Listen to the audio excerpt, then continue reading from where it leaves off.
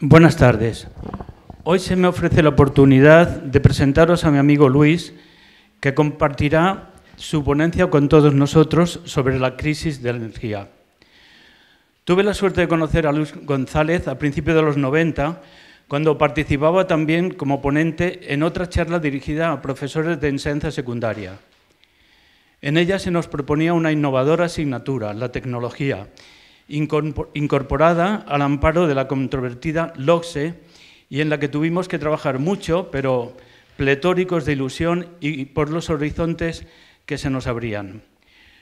Luis, de formación académica ingeniero, pasó por la multinacional de electrónica Standard, contrastando la teoría de sus estudios con la práctica.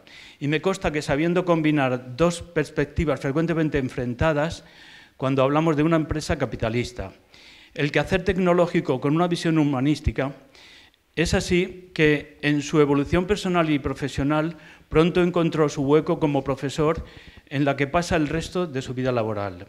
Desde que dejó la enseñanza, buscó cómo escapar de la gran ciudad y, tratando de ser consecuente, llevar una vida más tranquila y sostenible que la que suele ofrecer Madrid. Acabó encontrando, junto a su pareja Mimi, también socia del teatro, su lugar en un pueblo de Ávila, donde cuidan de su pequeño huerto.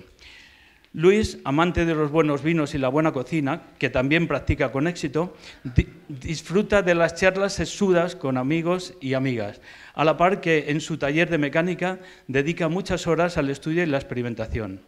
Como miembro que es de la plataforma por un nuevo modelo energético, ejercita su activismo de izquierdas impartiendo charlas cuando le llaman.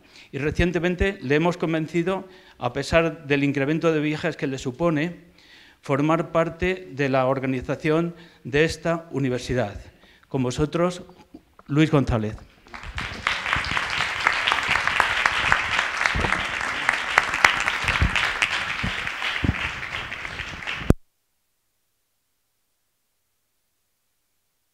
Muchas gracias. ¿Dónde tengo el chisme? Aquí. Bueno, buenas tardes a todos. Hoy tenemos una charla. Voy a empezar por el final. Esta charla vamos a revisar la situación de la energía para llegar a la conclusión de que estamos llegando al final de una época. Estamos llegando al final de una época que empezó más o menos en 1850. Es una época en la que la invención del motor de vapor alimentado con carbón permitió un desarrollo vertiginoso del capitalismo textil en Inglaterra, y de ahí en adelante pues ha sido una locura. Después del carbón incorporamos el petróleo, después incorporamos el gas, después incorporamos la energía nuclear, la electricidad, las renovables, Internet, y hemos llegado a un punto en el que esta carrera ha llegado a agotar las posibilidades de seguir creciendo. Así que veréis que hemos llegado a un punto en el que las reservas que nos quedan de los combustibles fósiles, que son nuestro principal suministro energético, empiezan a disminuir. Y eso nos pone ante un dilema. Tenemos que disminuir el consumo, pero ¿cómo hacerlo? Y de eso espero que trate el debate y las preguntas que hagáis, o las preguntas que nos hagamos, para tratar de contestarlas entre todos. Yo espero que la charla dure 1 hora, mi exposición, y luego que nos quede espacio libre para hacer preguntas. Y os pido que, a medida que os vayan saliendo dudas, recordéis las preguntas, pues para hacerlas al final, ¿vale? Vamos a empezar con 4 noticias. 4 noticias que son una de ayer y las otras de la semana pasada, ¿vale? Resulta que la próxima cumbre del clima se va a celebrar en Emiratos Árabes Unidos. Y el emir ha decidido nombrar presidente de la COP28 al CEO, al presidente de la Compañía Estatal de Petróleos, en la cumbre del clima. ¿Qué puede salir mal? No se sabe. China se permite el lujo de no acudir a la última COP, a la COP27 en Sharm el Sheikh, en Egipto. Y entonces, pues tiene intenciones de seguir construyendo plantas termoeléctricas que se alimentan con carbón. Bruselas propone que para facilitar el desarrollo de las renovables se eliminen trabas ambientales para que sea más fácil el desarrollo y más rápido, porque hay unos objetivos que no estamos cumpliendo. La Unión Europea tiene unos objetivos de desarrollo de las renovables que no estamos cumpliendo, así que quizá una forma es eliminar las trabas ambientales, ¿no? Y bueno, y nuestro presidente está tan encantado después de la conversación amistosa con Monsieur Macron, que no quiere el gasoducto por su país, entonces han llegado al acuerdo de decir que vamos a construir un hidroducto, una tubería que lleve hidrógeno de aquí a Marsella, o sea, de Barcelona a Marsella. En fin, no se lo cree nadie, pero este es el panorama en el que nos movemos ahora. Es un panorama en el que el tema de la energía se ha puesto de rabiosa actualidad porque la época en la que vivimos es una época pues muy convulsa. No veo bien las presentaciones. Se nos dice que la crisis energética tiene su origen en la invasión de Rusia en Ucrania y que esa es la razón de que hayan subido los precios de la energía. No es totalmente cierto. Es verdad que la invasión rusa ha agravado la situación, pero la situación de carestía de la energía venía alarmándose desde hace ya tiempo. Aquí tenéis, por ejemplo, a la presidenta del Banco Mundial, a Kristalina Georgieva, avisándonos de que vamos a pasar un invierno muy crudo y que el del año que viene será todavía peor. Y ahí tenéis los precios del gas. Notaréis que cuando empieza la invasión rusa, los precios del gas se vuelven locos. En realidad, el problema más importante que tenemos, el problema que tenemos que resolver sea como sea, es el calentamiento global. La Tierra se está calentando, ya hemos alcanzado 1,2 grados. En las cumbres del clima nos hemos puesto un límite del 1,5, pero los científicos del Panel Internacional del Cambio Climático ya nos advierten de que ese objetivo no se va a cumplir. Es posible que alcancemos los 2 grados y eso significa que hay ciertos puntos de no retorno que harían imposible revertir la situación. Por citar algunos, el hecho de que, si os fijáis, el vórtice polar que antes hacía que el polo estuviera... ¿Veis el mapa de abajo?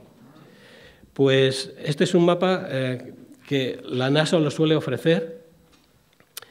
Veréis que los colores rojos o marrones en esta proyección son lugares en los que la temperatura es anormalmente alta. Y si os fijáis, es anormalmente alta la temperatura en el polo norte y en el polo sur. Y sin embargo, hay una ola de frío en el noreste de Estados Unidos. Ese era el vórtice polar que tenía que haberse quedado ahí arriba, ¿no? Y cuando algunos niegan que exista este fenómeno del calentamiento global, recuerdo que hay una alumna ilustre de la Universidad Complutense, creo que es, ¿no?, que sostiene que no es verdad que haya cambio climático, sino que esto ha sido un fenómeno recurrente en toda la historia, ¿no? Nuestra civilización industrial está directamente atada a 3 tipos de combustibles. Nuestra fuente principal de energía han sido los combustibles fósiles. Cuando hablamos de combustibles fósiles, estamos hablando de carbón, de gas y de petróleo. Y el consumo de estos 3 combustibles fósiles han hecho posible la civilización occidental, la civilización industrial, quiero decir. Pero claro, el principal efecto del consumo de estos combustibles es la emisión de gases de efecto invernadero, fundamentalmente el CO2, pero también el metano, el CH4, lo que llamamos gas natural, que es un gas de efecto invernadero que tiene un efecto radiante unas 30 veces más potente que el CO2. Así que nuestro único enemigo no es solo el CO2, es también el gas natural. Bueno, pues como veis, en el eje temporal, nuestro consumo de energía lleva una pendiente vertiginosa, a la vez que las emisiones de CO2 llevan la misma pendiente vertiginosa. Es decir, que es muy difícil sostener la idea de que no hay relación entre el consumo de combustibles fósiles y las emisiones de CO2.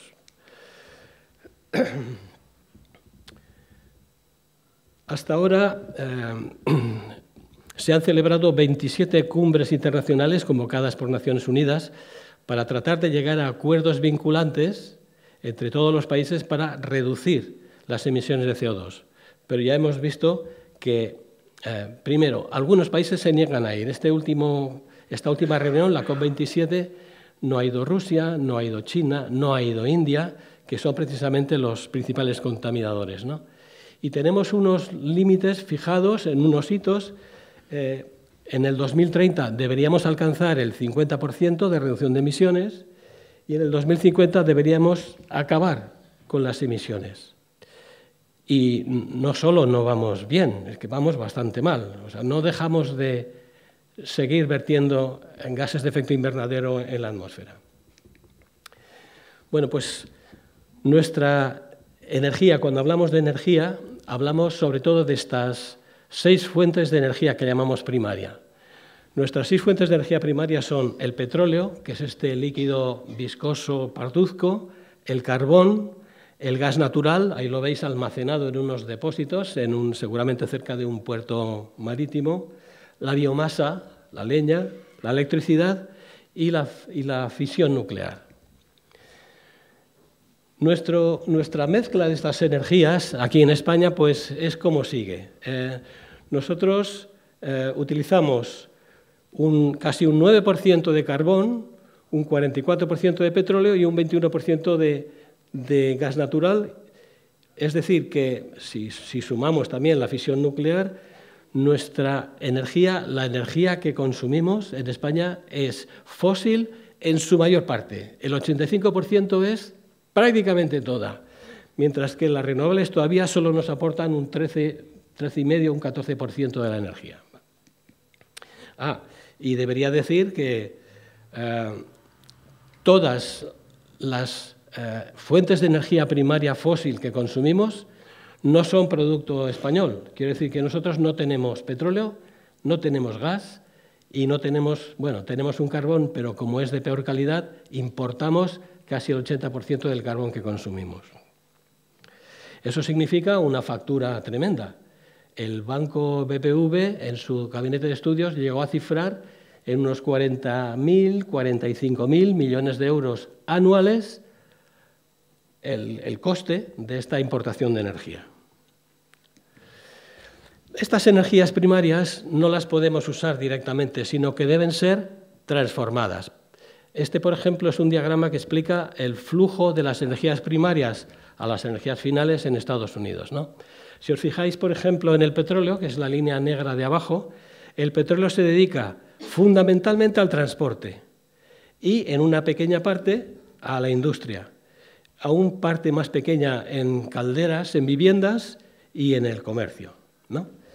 O, por ejemplo, si veis el carbón, prácticamente el carbón solo se usa casi exclusivamente para generar electricidad y una pequeña parte se dirige a la industria, porque en la industria hay procesos industriales que necesitan consumir carbón, básicamente la siderurgia, la fabricación de acero o, por ejemplo, la fabricación de placas fotovoltaicas, el silicio que se utiliza para fabricar las células fotovoltaicas debe ser fundido y para fundirlo hace falta carbón. O, por ejemplo, el gas natural. El gas natural se utiliza tanto para generar electricidad como combustible en la industria o para calefacción en el comercio o en la vivienda. Es, digamos, un mapa general. El nuestro es parecido, aunque las cifras no sean las mismas. Pero quiero que os fijéis en un detalle. Cuando se produce una transformación, por ejemplo, el petróleo se dedica al transporte, pero de la energía que suministramos de petróleo al transporte, solamente una pequeña parte es energía útil. Y la mayor parte de esa energía es energía perdida.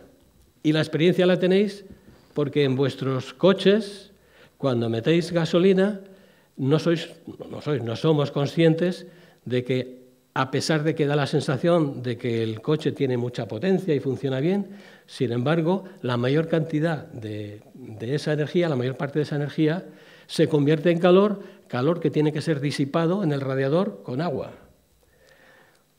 Esto lo digo porque hay que tener siempre muy presente, cuando hablamos de energía, que las transformaciones de energía nunca son perfectas, sino que una parte importante de la energía se pierde en forma de calor. Todas nuestras tecnologías son tecnologías disipativas. Una parte de la energía que usamos se pierde. No existe una máquina perfecta. No existe una máquina que le das 100 de energía y te da 100 de energía útil. No existe. Eso contradice la termodinámica. Así que lo digo porque a veces escuchamos en la televisión planes como, bueno, la nueva energía que vamos a usar cuando se acabe el petróleo será el hidrógeno. Bueno, ¿me quieres contar cómo lo vas a hacer? Con energías renovables. Bueno, pues el sol se tiene que convertir en electricidad con un rendimiento de en torno a un 20-22%. La electricidad hay que enchufarla a unos electrolizadores para separar el hidrógeno y el oxígeno, con un rendimiento bajo. Y eso lo metemos en una máquina que coge ese hidrógeno y lo convierte otra vez en electricidad, con un rendimiento bajo. Y si multiplicáis todos los rendimientos, resulta que al final el proceso es una ruina. Aunque en pantalla, en la televisión, en una rueda de prensa, con gráficos bonitos, queda precioso. Pero el proceso es una ruina, ¿vale? Empecemos por el carbón, que es nuestro primer combustible fósil, el que nos ha dado el origen de la civilización industrial, pero que es un personaje poco deseable. Es un combustible muy, muy sucio. Prácticamente la combustión de carbón produce 1 kilo de CO2 por cada kilovatio hora generado. Y a pesar de que en todas las cumbres del clima hemos decidido que ese es el primer paso que hay que dar, hay que cerrar todas las centrales térmicas de carbón. Sin embargo, en los países pobres prácticamente no queda otro remedio, porque es la tecnología que tienen y es el combustible más barato que tienen. Así que India, Pakistán, China, Vietnam, todos van a tener que seguir con las centrales térmicas de carbón. ¿Quién les va a decir que lo cierren si es la energía que tienen? Esta es la curva de producción de carbón. Si os fijáis, la producción de carbón ha crecido hasta que más o menos al llegar al 2015 empieza un vaivén de producción y de precios que se produce cuando la explotación de un mineral está llegando a su fin. Cuando un recurso está llegando a su fin, empieza a ser escaso, sube de precio y al subir de precio la demanda cae, entonces se ven obligados a bajar de precio. Cuando el precio cae se vuelve a recuperar la demanda, vuelve a subir de precio y así se produce un zigzag. Ese zigzag de arriba es el anuncio de que está empezando a caer.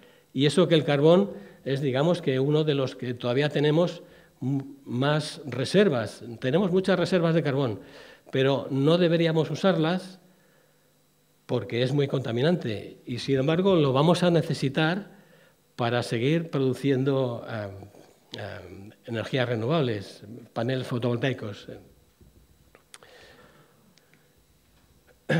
Estas son las previsiones del organismo global responsable de la política energética. Se llama la IEA, demonios, International Energy Agency. International Energy Agency, bueno, la Agencia Internacional de la Energía. Pues sus previsiones son, a partir del dato de que alcanzamos el pico de producción de carbón en 2013, digamos que con las minas que existen actualmente hemos llegado en 2023 a producir un 26,6% menos de carbón y esperamos en 2030 alcanzar un 47% menos de carbón. Y eso es en la curva azul, que son las minas existentes. En la curva marrón, la Agencia Internacional de la Energía habla de minas que posiblemente podrían abrirse porque si hay carbón en un sitio, ¿por qué no va a haber carbón un poquito más allá, ¿no? Y en la curva verde, lo que hace la Agencia Internacional de la Energía es añadir las minas que harían falta para satisfacer la demanda que se prevé, que sigue así, subiendo, ¿no? Eso se llama optimismo, ¿eh?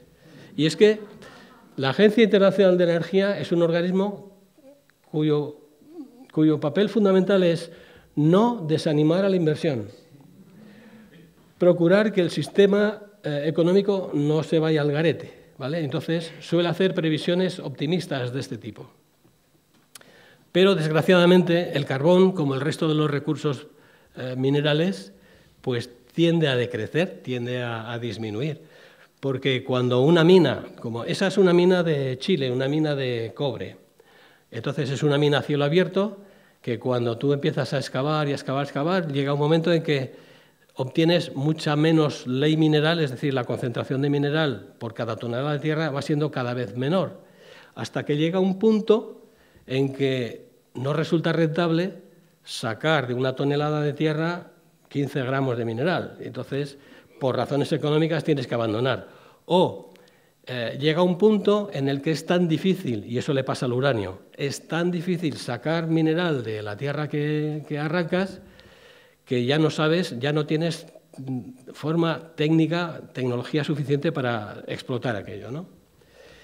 Y por otra parte, cuando nosotros incorporamos metales en estos aparatitos que tenemos, el móvil, los ordenadores, y resulta que decimos, pues bueno, en el futuro los metales que necesitemos los sacaremos de los vertederos, pero eso va a ser, según Alicia Valero, la doctora en mineralogía de la Universidad de Valladolid, eso va a ser imposible porque las cantidades de esos minerales en nuestros aparatos son tan ínfimas que no hay proceso técnico para separarlos. Son cantidades de oro, de molibdeno, de cromo, de galio, y son cantidades miserables. Así que no tenemos tecnología para separar. El segundo personaje, el petróleo. Este es el más interesante.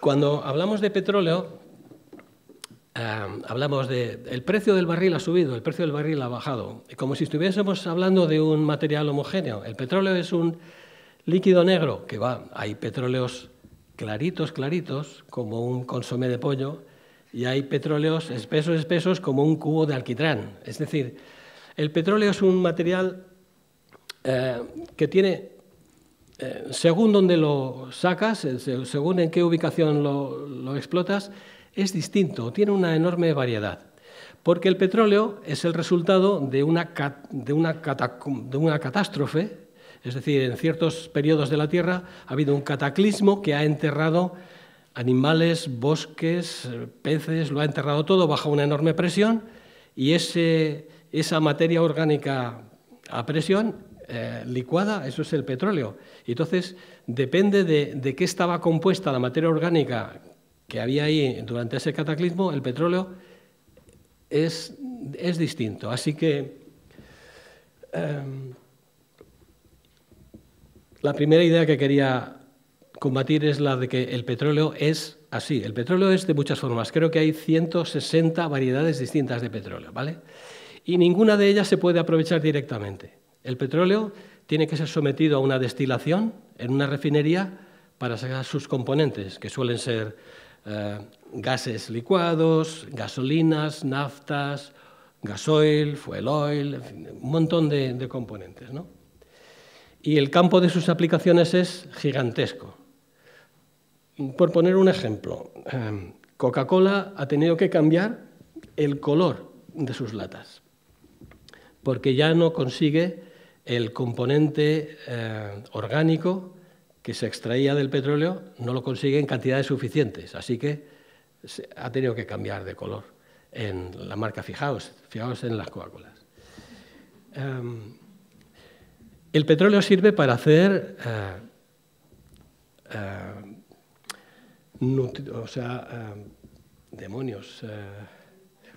lubricantes, pero también petroquímicos, fertilizantes para la agricultura, plásticos, combustibles. El petróleo es la clave de bóveda del sistema industrial. Aquí tenéis, por ejemplo, unas cuantas muestras de petróleos.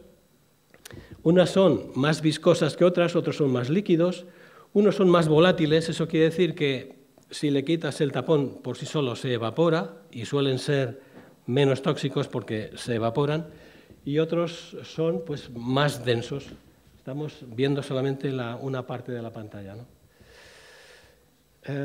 Es decir, hay muchísima variedad de petróleos y cuando se nos informa de qué precio tiene el barril de petróleo, en realidad se refieren a dos petróleos en particular. El West Texas es un petróleo americano en el oeste de Texas, que es un petróleo de muy buena calidad, ligero, con muy poquito azufre, que da muy buen resultado en las refinerías, pero que ya está en declive. Y aunque cada vez hay menos de ese petróleo, sigue siendo el que se utiliza en la bolsa para fijar el precio del petróleo. Y el otro es el Brent. El Brent es una mezcla de 10 petróleos que se sacan de distintos puntos de la costa de Escocia en el Mar del Norte, ¿vale? Y cuando nos dicen, suele haber muy poquita diferencia entre ellos. Aquí tenéis, por ejemplo, un gráfico en el que nos explica, es muy importante para cuando hablemos del diésel, nos explica qué se saca de distintos tipos de crudos, ¿no? Por ejemplo, en el petróleo de Argelia, el que se llama el Sáhara, si os fijáis, se saca bastante gas, se sacan combustibles ligeros como gasolina y nafta en bastante cantidad, gasoil y fuel oil y una pequeña cantidad de alquitrán denso. Si lo comparáis, por ejemplo, con el petróleo de la cuenca del Orinoco, que está ahí a la derecha del todo, en Venezuela, pues es un petróleo de muy mala calidad, que solamente da un poquito de gas, fuel óleo espeso y muchísimo alquitrán. Así que, normalmente, como una refinería tiene que producir diésel y gasolina, pues lo que hay que hacer es mezclar esos petróleos espesos y de mala calidad, como el venezolano o como el del sur de Irak, y se mezclan con petróleos ligeros para que la refinería pueda funcionar. Pero la refinería se tiene que ajustar, se tiene que programar a la mezcla de petróleos que le vamos a meter, ¿vale?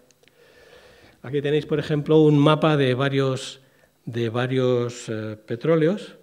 Tenemos el Venezuela, el mexicano este que se llama Maya, y si os fijáis en este eje tenemos la cantidad de azufre. Entonces, estos petróleos de la derecha son malos porque tienen muchísimo azufre, y estos petróleos de la izquierda pues son buenos porque le llamamos dulces porque tienen muy poquito azufre y es muy fácil de rectificar, ¿no? Y al revés, arriba están los más ligeros y abajo los más espesos. Por ejemplo, este petróleo de Indonesia pues es espesillo, aunque no tiene demasiado azufre, ¿vale?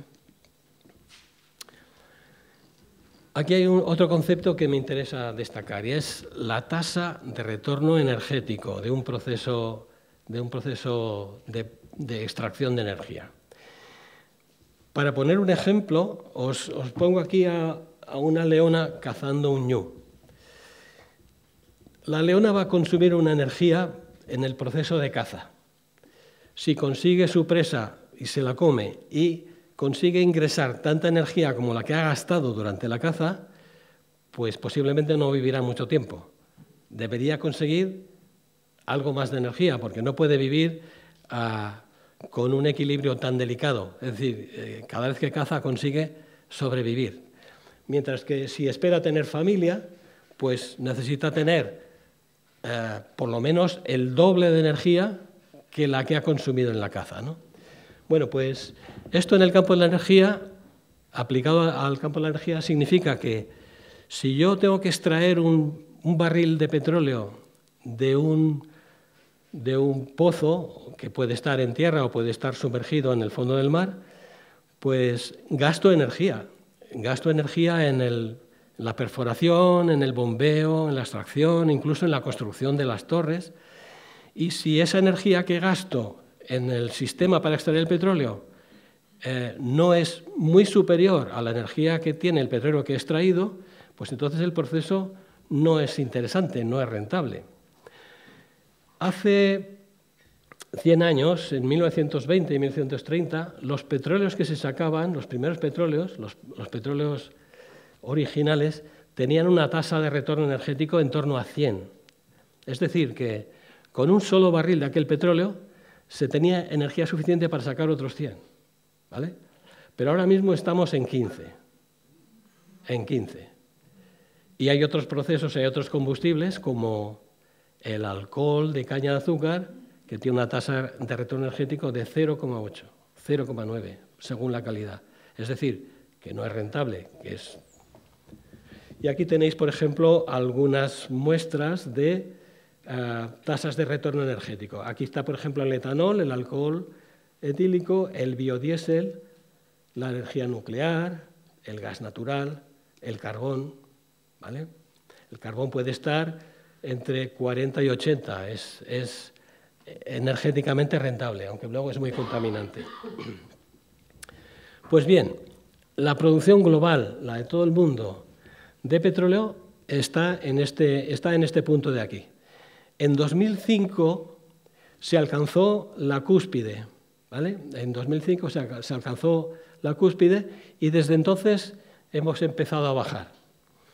Cuando empezó a disminuir la producción de petróleo, Estados Unidos desarrolló la tecnología que llaman de fracking. El fracking es una técnica que consiste en un sitio en el que se supone que hay rocas bituminosas de carácter graso y gas acumulado en pequeñas burbujas. Lo que se hace es una perforación.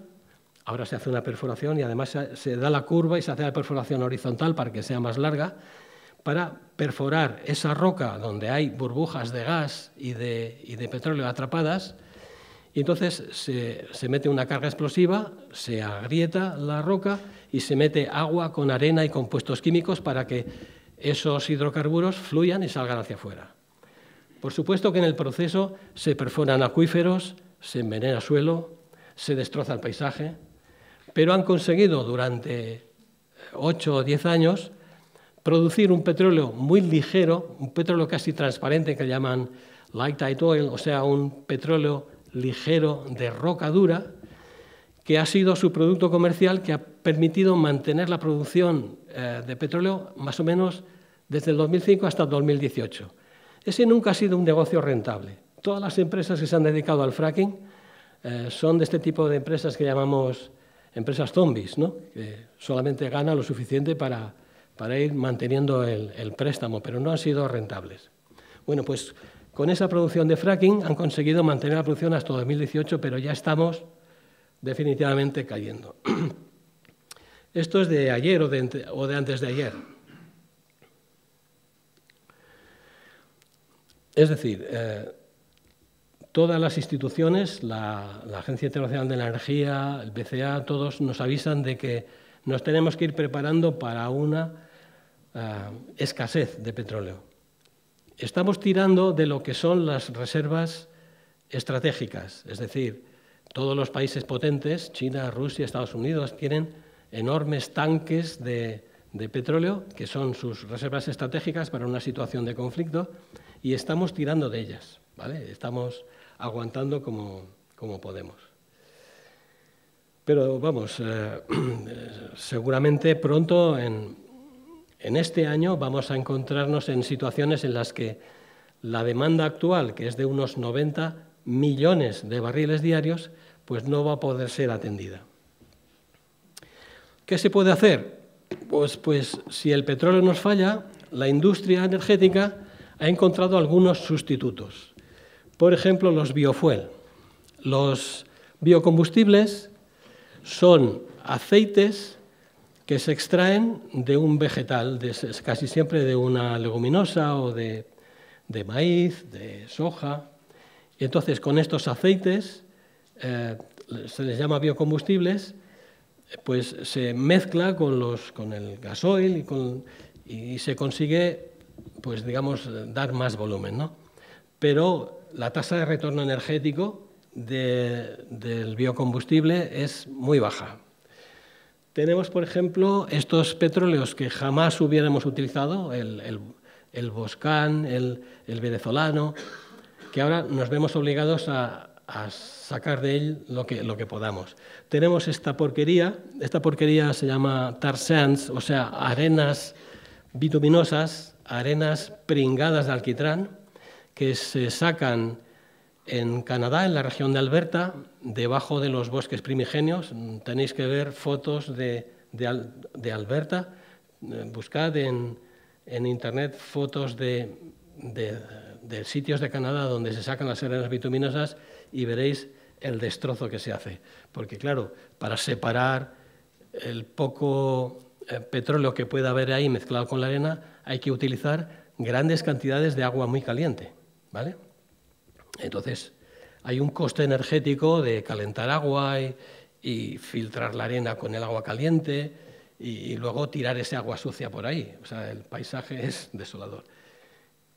Y estos son los sustitutos con los que la industria petrolífera intenta seguir la jugada.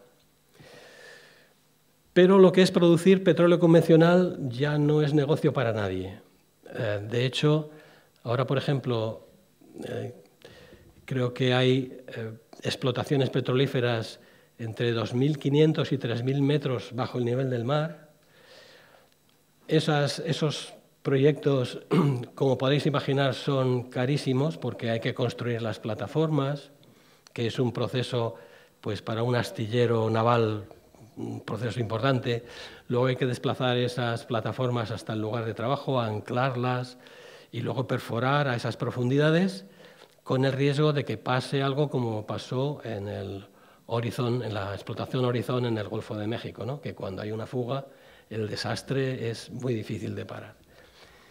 Entonces los costes se van a las nubes, se vuelve muy caro sacar petróleo, así que las petroleras vieron que tenían que invertir desde el 2010 más dinero, el 2011 tuvieron que invertir más y más y más y más, hasta que en el 2014 llegaron a la convicción de que no era sensato seguir invirtiendo dinero en el petróleo. El petróleo ya no es muy rentable, no es un buen negocio, así que dejaron de invertir y así han bajado y ahora mismo pues siguen desinvirtiendo el petróleo. Pero la Agencia Internacional de la Energía dice que esa política nos conduce a acelerar la escasez, porque si, por ejemplo, en 2018 la demanda era de 90 millones de barriles y la demanda va a seguir siendo esta curva, en el 2022 se prevé que se producirán bastantes menos y en el 2030 bastantes menos. Es decir, que esperamos en el 2030 un déficit de producción enorme respecto a la demanda. ¿Y qué consecuencias tiene este déficit de producción? Pues que nuestros queridos combustibles, los que ponemos en la gasolinera, pues van a empezar a escasear, a desaparecer.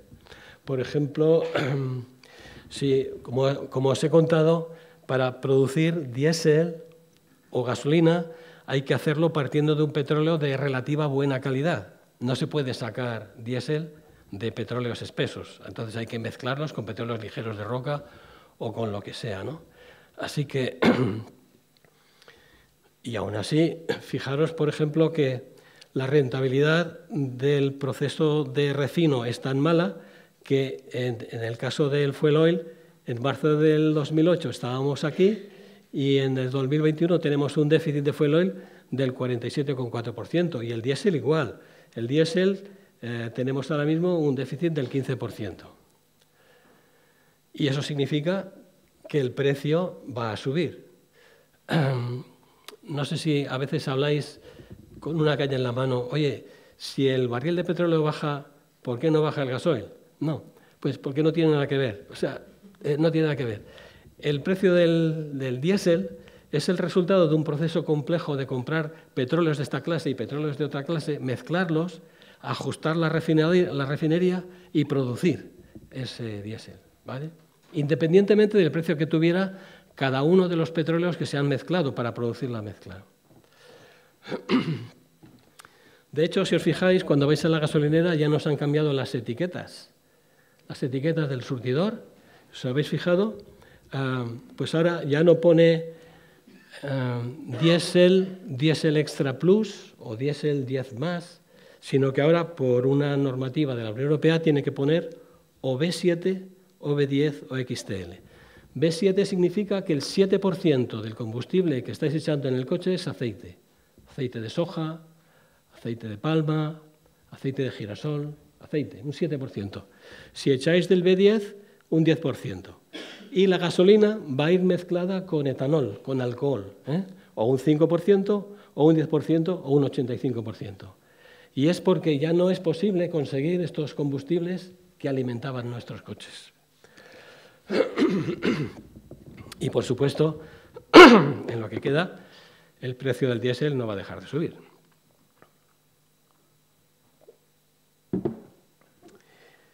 Y el gas. A ver, perdón. El petróleo. El petróleo es la madre de todas las guerras. Si os fijáis en la curva que he puesto aquí abajo, esto es la evolución del precio del petróleo desde 1970. Y en cada una de las alteraciones coincide con un conflicto bélico o un conflicto diplomático de calado, ¿no?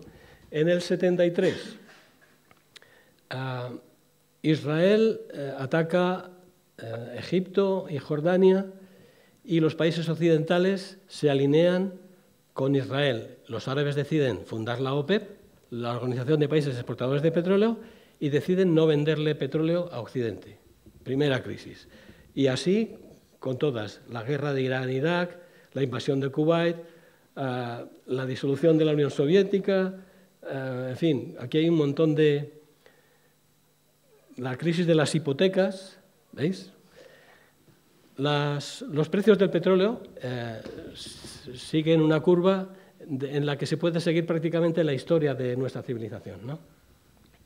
Aquí tenemos a dos buenos amigos que conocen el valor estratégico del petróleo, y es que, no sé si conocíais este mapa mundi. Estáis acostumbrados a ver un mapa mundi en el que los países se representan en función de la superficie que tienen. Pues en este mapa los países se representan en función del petróleo que tienen. Y este es el mundo actual, ¿no? Hay aquí algunos países como Venezuela, que parece más grande de lo que parece, Estados Unidos, que no es gran cosa, España ya ni te cuento, ¿no? Rusia. Entonces, el problema que tenemos es que el petróleo está en manos de monarquías medievales o de dictaduras teocráticas. Ese es el problema que tenemos. Y no nos podemos permitir el lujo de llamarles la atención o de exigirles respeto por los derechos humanos. Y allí van nuestros gobernantes y nuestros ministros a comprar y a rogar, porque es lo que hay. El gas.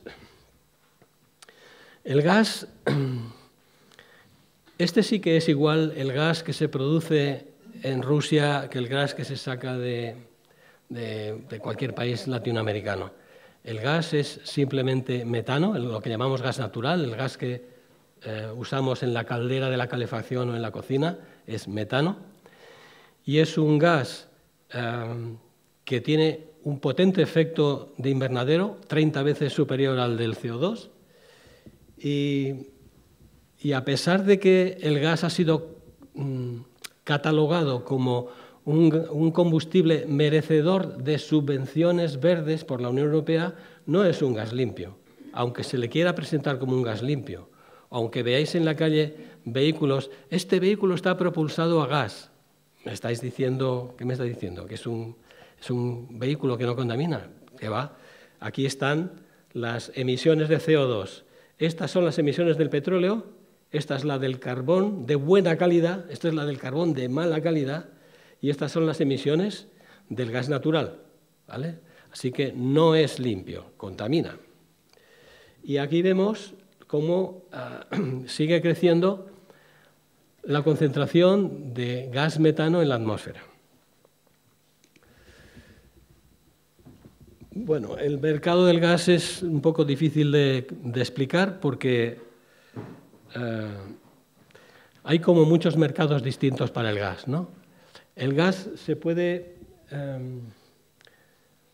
el gas se negocia en unos lugares que llaman hubs, que son donde se concentran las las tuberías de reparto, y el precio del gas solía estar asociado al del petróleo.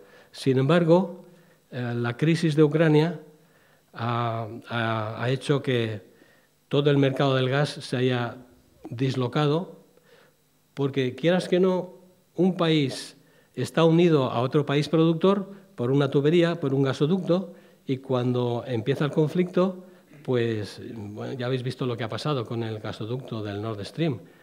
Un extraño sabotaje ha volado el gasoducto, ¿no? Obligando a Alemania y a Holanda a construir rápidamente terminales de regasificación para comprar el gas en otros países y que te lo traigan en barco y allí regasificarlo, ¿no? O incluso alquilar regasificadoras flotantes en barcos. Ahora mismo la situación es un poquito compleja. Y sin embargo, como no somos capaces de distinguir un gas de otro, pues siempre hay aquí algún listillo. Por ejemplo, Azerbaiyán tiene gas. China le compra el gas a Azerbaiyán y China nos lo vende a nosotros porque no queremos comprarle gas a los rusos. Entonces, se lo compramos a los chinos, que lo traen de Rusia a través de Azerbaiyán, ¿no? Y nosotros nos quedamos tan panchos. El gas solamente se puede transportar de estas dos maneras, o por tubería, lo que llamamos gasoductos, o licuado en barcos metaneros. Si lo traemos licuado en barcos metaneros, hay que mantener ese gas a 161 grados bajo cero, congelado, y cuando llega a puerto lo metemos en estos depósitos y de estos depósitos lo sacamos a una red de tubos en los que el gas se expande y podemos enviarlo ya por tubería. Y si no, si lo que tenemos son tuberías, por ejemplo, como la que tenemos con Argelia, esta forma de transportar el gas es más barata y Europa se ha visto obligada a transportar el gas de esta forma, que es bastante más cara, ¿vale? Bueno, el gas natural todavía está en este punto de la curva, aunque lo que ha sacado a la luz la crisis de Ucrania es que cuando Europa se ha quedado con un 40% menos de gas y ha tratado de comprar gas en otros mercados, nos hemos dado cuenta de que todo el mercado de gas está a tope de su capacidad de producción, no hay más. Es decir, hemos tenido muchos problemas para conseguir el gas que venía de Rusia, ese 40%. Entonces, simplemente lo que hemos tenido que hacer es pagarlo más caro para que otros países con menos capacidad adquisitiva no lo compren, ¿no? ¿Y qué decir de la nuclear? Pues que tiene muy poquito futuro. La nuclear en los años 80 era la gran esperanza de tener una energía abundante y barata, pero se ha revelado como una fuente de problemas. Primer problema, los pocos accidentes que ha habido, es verdad, pero de unas consecuencias tremendas. Por ejemplo, esta es una imagen de la Organización Norteamericana del Océano y la Atmósfera, de los índices de polonio en las aguas del Pacífico. Y esto de aquí es Fukushima, ¿eh? Entonces, las aguas vertidas desde Fukushima al Pacífico han llenado de contaminación todo el Pacífico. Además, las centrales nucleares son vulnerables a ciberataques. Esto está pasando, ha pasado muchas veces. Pero está pasando, por ejemplo, en Irán. Israel trata de sabotear las instalaciones nucleares iraníes. Son instalaciones a las que, no sé por qué extraña razón, cuando hay un conflicto militar, a los militares les gusta fijar como objetivo una central nuclear. Ha pasado un par de veces también. Hay un par de centrales nucleares bombardeadas en Irak y ahora no me acuerdo dónde estaba la otra. Y por otra parte, el uranio es un mineral escaso del que también esperamos un declive importante. O sea, ahora mismo tenemos un declive del 43% y esperamos que llegue casi al 70% de déficit en el 2030. Las centrales nucleares, además, resultan muy caras de construir. El ejemplo más reciente es una central que están intentando construir en Inglaterra, en Hinkley Point, que no hacen más que superar el presupuesto una y otra vez, y es que, claro, la empresa que construye la central pide que le aseguren un precio de kilovatio hora del megavatio hora de 150 euros. Y entonces, como el gobierno vacila, da un paso adelante, un paso atrás, pues la central está parada. Los costes de construcción de una central nuclear son altísimos, y además son proyectos muy largos, así que hay que pensárselo muy bien antes de meterse en un proyecto nuclear. Y además, una central nuclear no es eterna, tiene un ciclo de vida útil que está en torno a 40 años. Y cuando han pasado esos 40 años, muchos de sus componentes, pues habría que reponerlos. Hay óxido, hay pérdidas, hay fugas, hay escapes, de tal forma que gestionar una central nuclear que ya está fuera de su vida útil es peligroso. Y si os fijáis, en este gráfico os pongo todas las centrales nucleares que hay en el mundo. Aquí, todas las centrales nucleares que hay en el mundo, y hay 207 de las 441 centrales que hay en el mundo, 207 están en el año 36, están a 4 años de terminar su vida útil. Pero es que 99 centrales ya han terminado su vida útil. Deberían ser desmanteladas. 50 ya están por los 45 años y hay 8 que han superado los 50 años de servicio. Y son un peligro.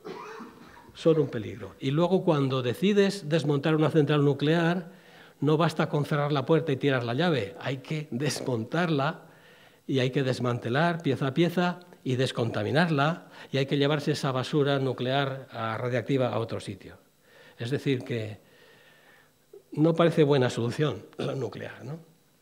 En fin, en resumen, estamos llegando al final de una era. Nuestro depósito de energía no es que esté vacío, quizá el gráfico es un poco exagerado, pero sí estamos en un punto en el que no va a hacer más que bajar. No vamos a tener más que, fijaros, hemos pasado el pico de producción del petróleo en 2018, el del carbón en 2019, el del gas natural lo pasaremos en 1 o 2 años y el uranio lo hemos pasado en 2016. Es decir, que un porcentaje lo tengo por aquí, el 80 y tantos % de nuestro mix energético ha cruzado ya su pico máximo de producción. Así que nos enfrentamos a un problema que solo podemos afrontarla de 2 maneras. Una, seguir como si no pasara nada, es decir, que es lo que intenta la industria, seguir como si no pasara nada, porque hay quien piensa que la tecnología siempre encontrará una solución, ¿no? O plantearnos que hay que cambiar el modo de producir y de consumir y cambiar el sistema económico y social en el que vivimos porque es insostenible, ¿vale? Y no es una cosa que nos podamos permitir dilatar mucho, porque no es una cosa, como decía algún amigo, que verán nuestros nietos. No, no la verán nuestros nietos, lo vamos a vivir nosotros porque está aquí mismo, ¿no? Lo más sensato sería decir, bueno, pues hay ciertos combustibles que nos pueden ser muy útiles y no conviene agotarlos, no deberíamos agotarlos, deberíamos parar, dejar en el suelo una parte importante de lo que queda para decidir a qué se debe dedicar, porque es posible que no podamos prescindir totalmente de ellos, porque seguiremos necesitando producir productos químicos, seguiremos necesitando algunas fuentes de energía potente, porque, por ejemplo, todos los procesos técnicos que necesitan mucha energía no se pueden resolver con energías renovables. Por ejemplo, una fundición o mover maquinaria de minas, no se puede. Así que deberíamos encontrar la forma de parar la extracción de estos combustibles fósiles y organizarnos para explotarlos de otra manera. Desde luego, empezando un gran descenso en nuestro consumo. En nuestro consumo hay que empezar un descenso y hay que hacerlo de forma acordada y sin dejar a nadie atrás, ¿vale? De forma justa. Bueno, aquí hay un anuncio alemán que dice a los queridos fans de la ducha: si ponéis un perlizador en el tubo, os ahorraríais un 30% de la energía que consumís en cada ducha, ¿no? Así que, como tenemos dos alternativas, dejar que las cosas sigan como están y a ver lo que pasa, y que al que Dios se la dé, San Pedro se la bendiga. ¿Y qué podría pasar si nos enfrentamos a una transición así caótica, ¿no?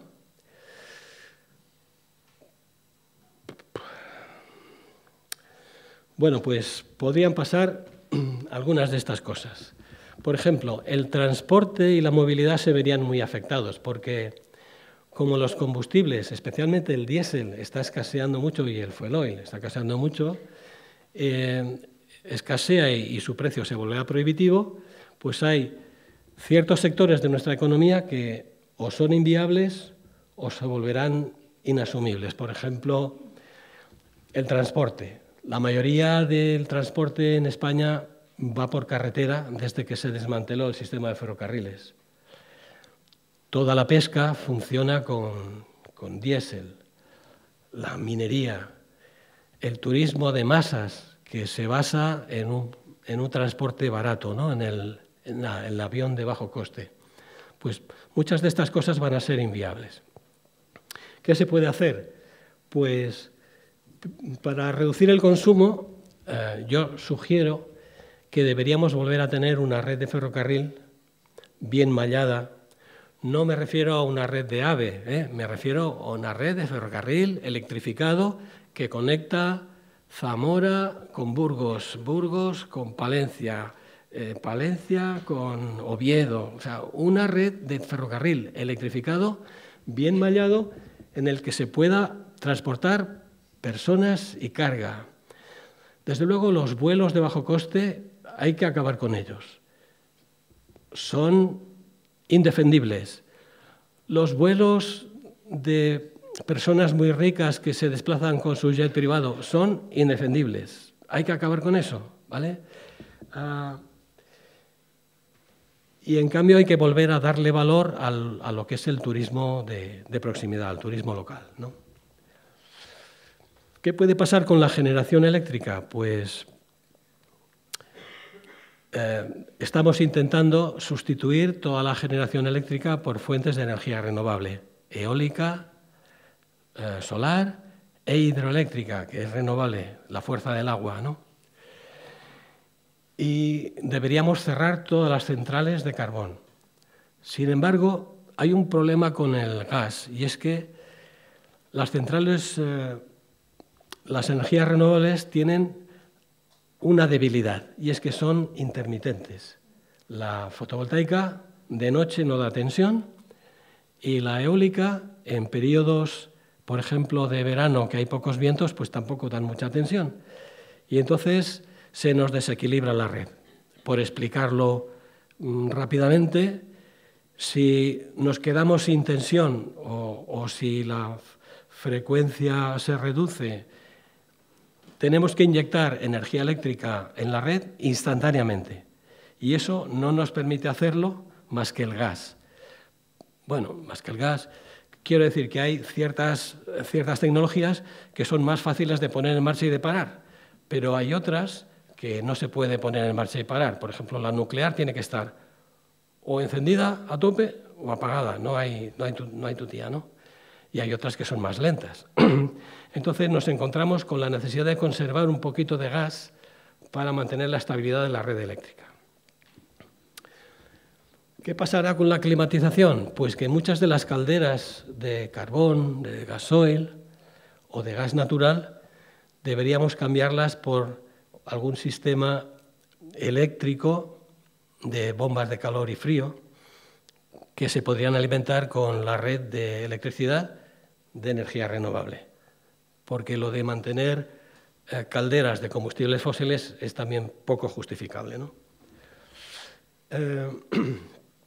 La alimentación, pues a mí se me ocurre que, por ejemplo, la carestía del diésel o la escasez de diésel hará mucho más difícil la existencia de flotas de altura que se pegan viajes de 3 meses hasta el Pacífico Sur y nos traen la merluza y los crustáceos.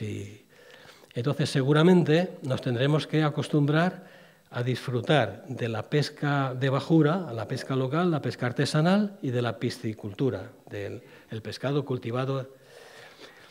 Creo también que deberíamos abandonar la idea de la agricultura industrial, que consume mucha energía, sobre todo en los insumos, en los fertilizantes, en los abonos, en los plaguicidas, y recuperar muchas tierras de labor. España está llena de tierras de labor abandonadas que creo que deberíamos recuperar, y deberíamos recuperar los cultivos tradicionales. Creo que deberíamos recuperar el pastoreo y la ganadería extensiva y abandonar las granjas industriales. Y creo que hay que dejar de comprar en mercados lejanos, aunque sea muy cómodo que lo traigan a casa. Hay que comprar producto cercano en mercados locales. Y en cuanto a la industria tiene un problema, y es que depende mucho de estos combustibles fósiles de alta energía. Por ejemplo, el cemento, por ejemplo, la celulosa, por ejemplo, la metalurgia. Aquí es difícil sustituir esto con energías renovables. Entonces necesitamos conservar una parte de los combustibles fósiles para estas aplicaciones. Pero yo creo que el mercado va a ser incapaz de resolver esta regulación. Y creo que sería más sensato que el Gobierno interviniera algunas de estas industrias básicas para que no se perdiera su servicio, ¿no? Intervenir estas industrias para garantizar que unos productos básicos indispensables como el acero o el papel, el cemento, yo creo que a lo mejor Paula nos da mejor idea, se puede sustituir el cemento. ¿Qué consecuencias políticas puede tener el temporal que vamos a vivir?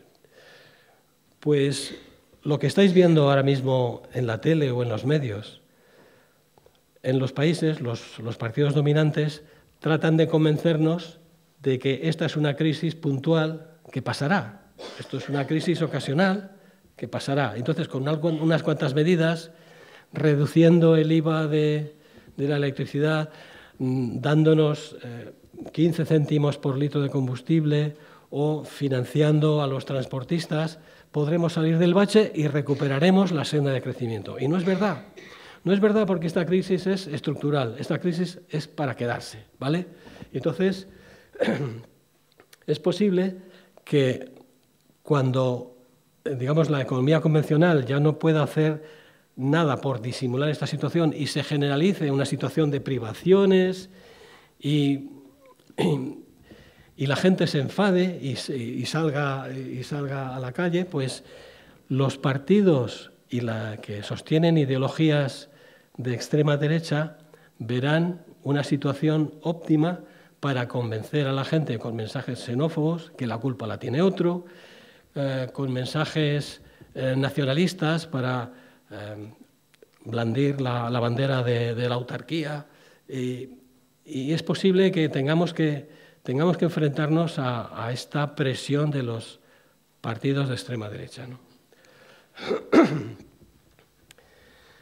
Y si no somos capaces de transitar esta situación bien, pues lo que crecerá será la desigualdad, porque ya estáis viendo cómo el capitalismo se está vistiendo de verde, el capitalismo se está adaptando, y entonces nos va a ofrecer toda clase de productos y servicios sostenibles que no dañan al medio ambiente, verdes, y nos exigirán una responsabilidad ecológica. Lo que pasa es que los precios subirán y entonces será un capitalismo verde y responsable para el que se lo pueda permitir.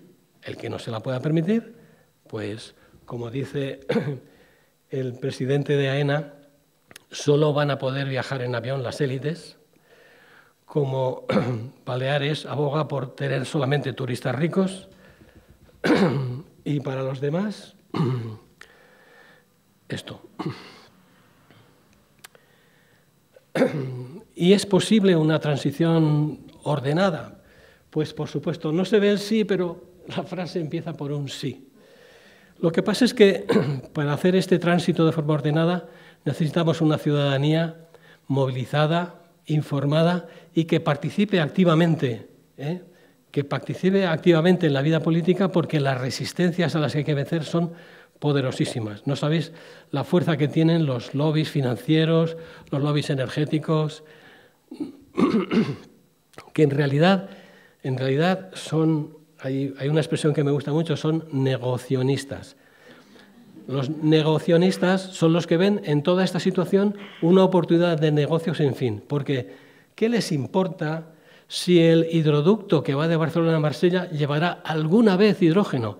A ellos lo que les importa es el contrato de la obra, el contrato para hacer el tendido. Luego ya además ahí echar lo que queráis en ese tubo.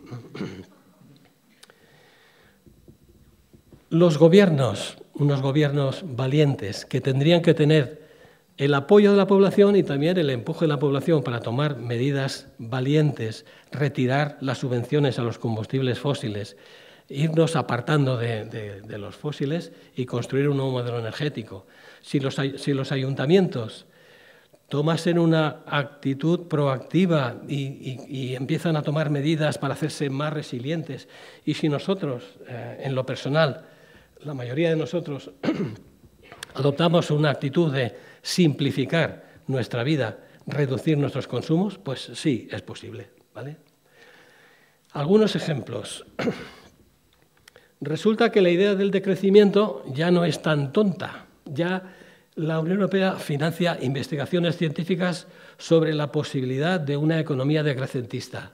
Gustavo Petro, por supuesto, es partidario de esta vía, la del decrecimiento, igual que Boric en Chile, y una revista científica de la categoría de Nature, pues también se hace eco y tiene un equipo de investigadores en la Autónoma de Barcelona sobre decrecimiento. Otros buenos ejemplos, las comunidades energéticas, la gente que se organiza para conseguir su propia energía. Por ejemplo, un pueblo de Guipúzcoa, una red de pueblos que constituyen una comunidad energética, varias industrias que deciden generar su propia energía, creando también una comunidad energética, o un pueblo como Alcira.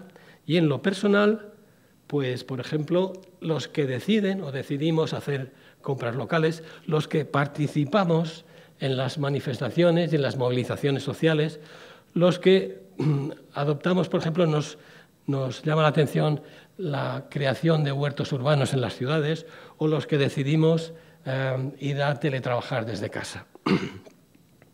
Eso es todo.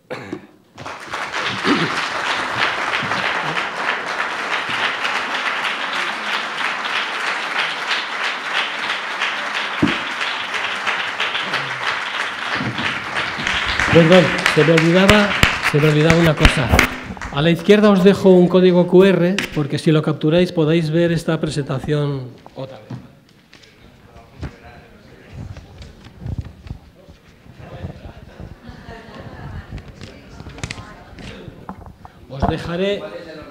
Os dejaré el QR en la web del Teatro del Barrio, ¿vale?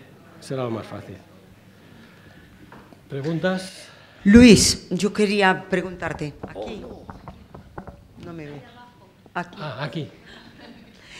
Sí. Muchísimas gracias por la exposición. Ha sido de una claridad meridiana, sobre todo para la gente que somos así de letras. Nos ha abierto un abanico de conocimientos bien impresionante. Yo no sabía que había tantos tipos de petróleo, por ejemplo, todo eso me he quedado un poco...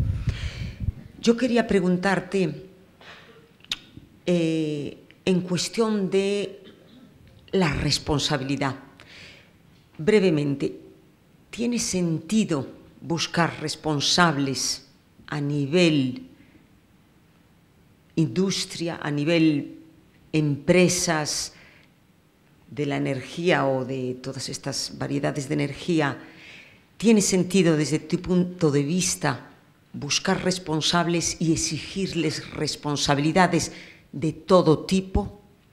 Y segundo, ¿te consta que ellos tengan una conciencia de su responsabilidad de tal manera que tú has hablado que hasta el 2015 una especie de bonanza, en el 2015 empieza la cosa a quedar patente, que el decrecimiento está ahí y probablemente empiece la preocupación?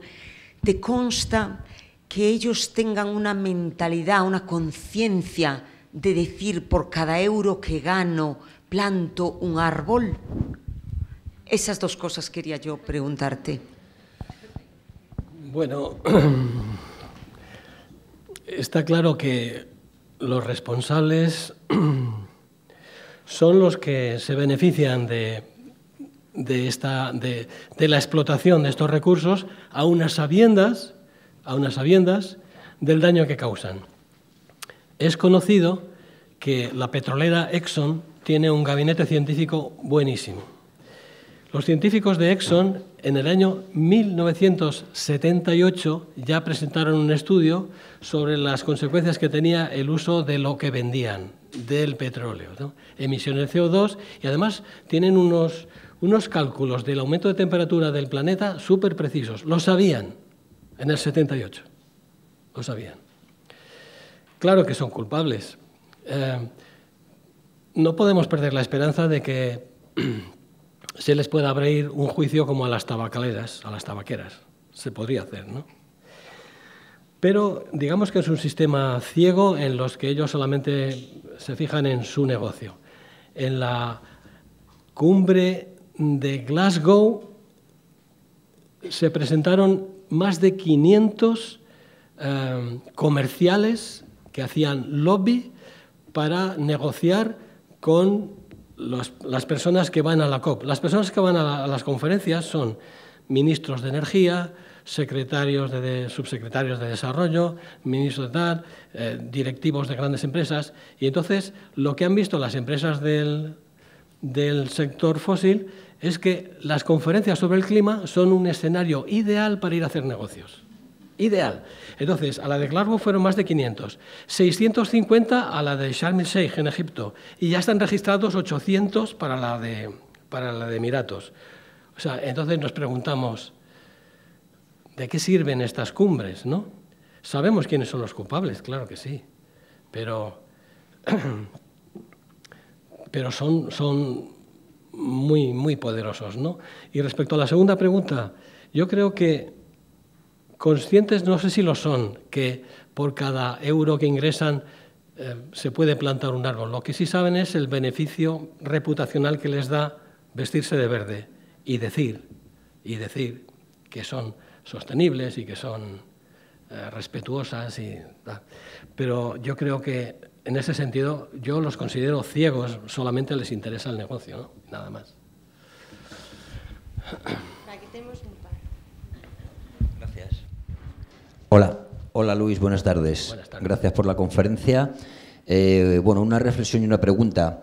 Nosotros plantamos un huertecito aquí en Plaza de Lavapiés que el Ayuntamiento nos ha arrancado y que intentaremos volver a plantar ahora esta primavera, porque el que ha plantado el Ayuntamiento no lo cuida y lo tiene ahí un poquito abandonado. Así que intentaremos hacer lo que podamos con eso. Si alguien se quiere apuntar, está invitado. Los domingos a las 12 en Plaza de Lavapiés, huerto urbano. Y luego una pregunta técnica. Yo estoy siguiendo mucho lo del proyecto ITER de fusión nuclear, y las últimas noticias es que en Estados Unidos habían conseguido hacerlo de una manera mucho más fácil que lo que están haciendo en Francia. Quería saber si usted tenía información última o si la fusión, en vez de la fisión nuclear, cumple las expectativas que se lee en las revistas técnicas. En absoluto. Siempre faltan 50 años. Faltaban 50 años en los 70, siguen faltando 50 años ahora. Lo que han hecho ha sido, en una institución que se llama Ignition Facility, que pertenece a una empresa que es la Lawrence Livermore, que es una empresa de desarrollo de armamento, han conseguido el encendido. O sea, han hecho una capsulita de unos pocos milímetros de oro y dentro de esa capsulita han encerrado unos átomos de tritio y han conseguido encender, ¿vale?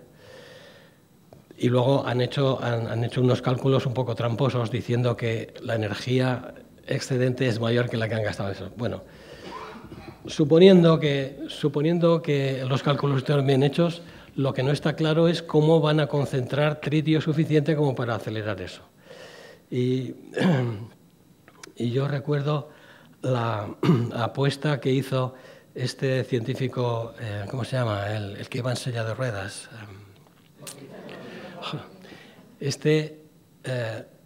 Pagaba una cena a todo el mundo. Eso no puede funcionar, decía él, es imposible, ¿no? Yo soy muy escéptico. Pero suponiendo que funcionara, imagínate que una empresa norteamericana consigue tener un generador que produce energía para todo el planeta. ¡Qué poder!, ¿no? ¡Qué poder! ¿No sería más sensato que la energía se generase de forma distribuida sobre la superficie del planeta? O sea, y no que una empresa tenga un poder tan absoluto, ¿no? A mí me parece que es un sueño con poca salida. Pero vamos, yo no soy científico nuclear, pero soy muy escéptico respecto a la posibilidad de que el reactor de fusión acabe funcionando.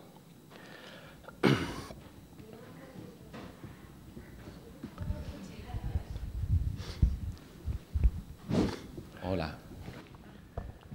Aquí. Muchas gracias, Luis, por la charla. Quería comentar, bueno, 3 preguntas concretas, bueno, 4. Una es, ¿qué te parece el libro de Turiel? Sobre todo, bueno, ha sacado uno mucho más recientemente, ¿no? Pero el de Petrocalipsis, porque me ha parecido que también hace un recorrido súper didáctico, con muchos datos, que tú los tendrás más actualizados que el libro de él, pero a mí me resultó súper útil, incluso de cara a la enseñanza, porque es muy accesible para todo el mundo y siempre lo recomiendo y quería saber tu valoración. Y luego quería preguntarte, me ha llamado mucho la atención en tu exposición lo que has comentado del gas natural, lo desconocía, el hecho de que el metano fuera más problemático de cara al calentamiento global que el CO2, porque entonces la pregunta es ¿por qué el gas natural se presenta como, ya sé que es un truco lo de presentarlo como una energía verde, ¿no? Pero bueno, que por lo menos se presenta como mejor que el petróleo y el carbón de cara precisamente al calentamiento global. Emite menos CO2, pero si resulta que es metano y es más contaminante, debería ser incluso peor. ¿Cuál es la razón por la cual se presenta como menos dañino de cara al calentamiento global? Otra pregunta es si tenemos que reestructurar la dinámica de producción y consumo y a un ámbito más local. Entiendo, por lo tanto, que las previsiones a futuro será que el sector primario en el primer mundo, en nuestras sociedades occidentales, volverá a cobrar un peso muy importante, incluso a nivel de economía doméstica. Es decir, ahora mismo, pues casi todos los que estamos aquí, el porcentaje de nuestros ingresos que dedicamos a la cesta de la compra de comida, pues es muy pequeño, ¿no?, en comparación como era en décadas pasadas y como sigue siendo en otras partes del mundo. ¿Volverá a ser la producción del sector primario mucho más importante?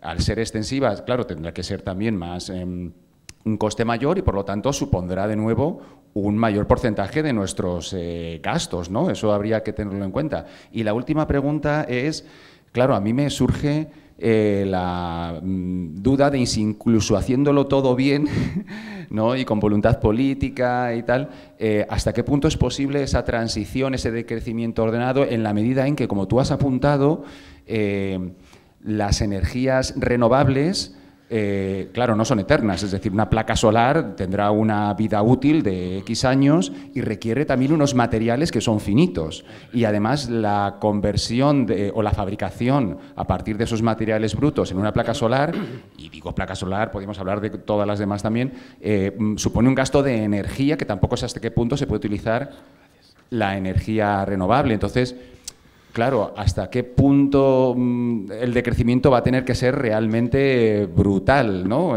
Porque incluso con energías renovables, ¿hasta qué punto ya son también finitas? ¿No? Porque los propios materiales con los cuales utilizaríamos son también finitos, ¿no? Sí, sí. No sé si me... Sí, perfectamente. Ya veo que has leído Turiel. Sí. Bueno, Turiel es uno de los autores que yo leo, pero también leo mucho a una mujer que publica un blog que se llama Energy Skeptic, la escéptica de la energía, a otra matemática que es actuaria de seguros, en fin. Pero sí, leo a Turiel y me parece que se enfrenta también al problema de contar estas cosas que son difíciles de tragar y dolorosas, ¿no? La segunda pregunta, ¿cuál era? El metano. Pues sí, es verdad. Se sabe que el metano tiene un efecto radiante 30 veces superior al CO2. La única ventaja es que solamente dura en la atmósfera entre 25 y 30 años, mientras que el CO2 es bastante más permanente.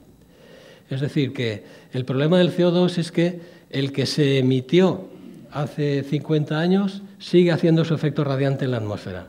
Y aunque parásemos hoy de emitir CO2, la temperatura tiene una inercia y seguiría subiendo. ¿De acuerdo? Y el metano es verdad que es mucho más efectivo haciendo radiación térmica, pero al menos sabemos que si dejásemos de emitir metano, pues en 20 o 30 años su efecto se notaría que disminuye, ¿no? Pero eso es difícil porque ¿qué pasa cuando se funden los hielos? ¿Qué pasa cuando la tundra siberiana se descongela? Pues que ahí debajo del hielo de la tundra hay mucha materia orgánica en descomposición y eso emite metano. Nosotros tenemos muchas granjas industriales que generan una cantidad de detritus enorme y eso es metano que va para la atmósfera. Tenemos cantidad de instalaciones de gas natural con tubos que tienen pérdidas. Hay estudios muy interesantes de universidades americanas que van con un detector de fugas de gas y hay por ahí mapas de la ciudad de Boston y está llena de fugas de metano. Llena, o sea, y me gustaría saber qué es lo que pasa si se hace un mapa de Madrid identificando en qué junta, de qué tornillo y de qué grifo se escapa metano. O sea, se escapa. Y entonces, incluso cuando compras metano licuado que viene de Surinam y viene atravesando el Atlántico un barco metanero y ese barco metanero va soltando metano, el metano se va evaporando. Es decir, que muchas veces nos centramos en el CO2, pero el metano es un problema realmente serio, ¿no? Después, respecto a... Claro, el sector primario debería volver a ser más importante. ¿Quiere eso decir que nos tenemos que hacer todos agricultores? Pues yo creo que no es necesario. Pero sí es buena idea que, primero, las ciudades grandes se dividan en pequeñas ciudades, ¿cómo llama este urbanista? Ciudades en las que todo está a 15 minutos andando, ¿vale? Y entonces, en esos núcleos de población, en esos núcleos de 15 minutos, pues tiene que haber huertos urbanos y tiene que haber talleres, y tiene que haber pequeña industria y tiene que haber servicios y tiene que haber de todo. Es decir, que se pueda vivir completamente en esos núcleos, ¿no? Yo vivo en un pueblo de Ávila y tengo mi pequeño huerto, pero no puedo sobrevivir con mi huerto. Ya me gustaría que de los suelos que están abandonados, pues me gustaría que el ayuntamiento pues los hiciera públicos y nos cediera pues parcelitas de 100 metros cuadrados a quien quisiera cultivar. ¿Vale? Yo quizá no sé ya si con la jubilación y la edad que tengo el trabajo ya empieza a ser un poco duro, ¿no? Pero yo creo que hay mucha gente que se animaría porque es un trabajo que te relaja, que te permite acercarte a lo que comes y no necesariamente te va a costar más dinero. Yo creo que no necesariamente va a costar más dinero. Es verdad que lo que compramos ahora es exageradamente barato porque está producido de forma industrial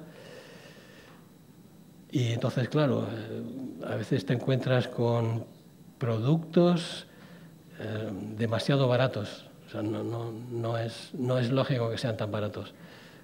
Y hay que asumir que hay que pagar un poco más por tener una comida de calidad. Y, en fin, hay que combinar estas ideas de vivir en sitios más cercanos, conocer a la gente, cultivar la comida, aprender a hacer pan, recuperar los oficios antiguos, porque Nike dejará de existir. Y quien dice Nike dice, yo qué sé, Decathlon dejará de existir. Y entonces nuestros suministradores de ropa, de calzado, de muebles, IKEA dejará de existir. Y entonces habrá que aprender a trabajar la madera, no quiero decir que todos tengamos que hacer de todo, pero a lo mejor a ti te puede apetecer, por ejemplo, hacer gorras, vender sombreros, no sé. Y entre todos crear una economía local, ¿no? En esos núcleos de 15 minutos. Todo esto es lo que hay que inventar. Todo esto es lo que hay que inventar. Me he dejado una pregunta. Uy, hola. Sí. Eso tiene un remedio muy complicado. Porque un generador eólico, por ejemplo, necesita toneladas de hormigón en la cimentación, toneladas de acero en el encofrado, toneladas de acero en la torre, en la góndola, metales, cobre, neodimio. Entonces, quizá un molino eólico se puede, digamos, mantener más fácilmente. A lo mejor hay que reponer el bobinado, o a lo mejor hay que reponer un imán que se ha salido de su sitio, o a lo mejor hay que tratar el óxido. Pero lo de las placas fotovoltaicas sí que lo veo más complejo. Porque he leído que hay un intento de reciclaje que consiste en retirar el marco de aluminio y el resto se tritura a nivel de polvo, ¿vale? Y entonces, por un procedimiento electrostático, se saca el silicio. Hay que ver si tiene éxito, pero aquí yo sí confiaría en que encontremos una forma de reciclar, ¿sabes? Pero tienes razón, lo que es renovable es la luz del sol y es el viento, pero no son renovables los generadores eólicos ni las placas solares, ¿eh? ¿Más preguntas? Hola, primero gracias por la charla, por supuesto, llena de contenido muy interesante. Decir que, por supuesto, de acuerdo con el decrecimiento, pero me gustaría aportar algunos datos sobre la fusión nuclear que has comentado. Vale. Sí me gustaría diferenciar entre el laboratorio que mencionas, que es norteamericano y el que ha salido en las noticias, y el ITER, por el que preguntaba la persona anteriormente, sí, que es un laboratorio, es un consorcio de dinero público de 34 países. Sí. Y la propuesta de la investigación en fusión nuclear está muchísimo más avanzada que hace 50 años. Yo sé que no es la esperanza, no es la solución de hoy, pero sí hay una apuesta para que lo sea en décadas, sin que signifique que eso nos permita consumir de modo creciente, porque algún día llegará esa esperanza blanca. Pero que está en proceso, lo está. Que hay avances significativos también, que hay mucho por desarrollar también, que es dinero público y que lo interesante es que cuando se logre, el manejo de esa energía que genere no esté en manos de grandes empresas, pero esa es la pelea de a partir de ahora. Pero lo que se está intentando en ITER es que esa energía que se conseguirá, yo no conozco lo de la apuesta de Hawking, yo creo que era por otra cosa, la habríamos ganado. Esa cena estoy segura. Vaya, te agradezco la información, muchas gracias. Yo solo sabía lo de la experiencia del tritio con Lawrence Livermore.